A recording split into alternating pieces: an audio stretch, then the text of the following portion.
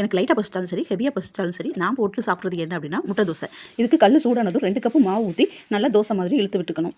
மாவு மேலே ஒன்று ஒன்றா நம்ம சேர்க்க போகிறோம். ஃபஸ்ட்டு நம்ம முட்டையை உடச்சி ஊற்றிக்கலாம். இதை நான் அப்படியே விட மாட்டேன். அதை கிண்டி கிளறி ஒரு கை பார்த்துருவேன். அந்த முட்டை கரு உடையந்தடிக்கு நான் கிண்டிகிட்டே தான் இருப்பேன். இப்போ கரு நல்லா உடஞ்சிருச்சு. இதை நம்ம எல்லா சைடும் அப்ளை பண்ணிட்டோம். இப்போது இதுக்கு மேலே நம்ம என்ன செய்கிறோம் அப்படின்னா, கட் பண்ணி வச்சுருக்க வெங்காயத்தை தூவி விட்டுக்கலாம். கொஞ்சம் பொடி பொடியாக கட் பண்ணிக்கோங்க. இப்போ இந்த வெங்காயத்தை தூவி விட்டாச்சு. இப்போ இதுக்கு மேலே நம்ம என்ன பண்ண போகிறோம் அப்படின்னா, லைட்டாக உப்பு தூவி விடுறோம். தூள் உப்பு இருந்துச்சுன்னா அதை எடுத்து கொஞ்சம் லைட்டாக தூவி விட்டுக்கோங்க.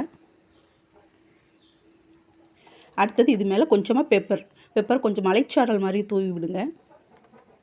அடுத்தது இதுக்கு மேலே நம்ம சில்லி பொடி போடலாம். இல்லை அப்படின்னா சிக்கன் பொடி இருந்தால் அதுவும் போட்டுக்கலாம். அதையும் கொஞ்சம் நல்லா லைட்டாக தூவி விடுங்க. நான் கொஞ்சம் ஹெவியாகவே தூவேன், ஏன்னா எனக்கு கொஞ்சம் காரம் பிடிக்கும்.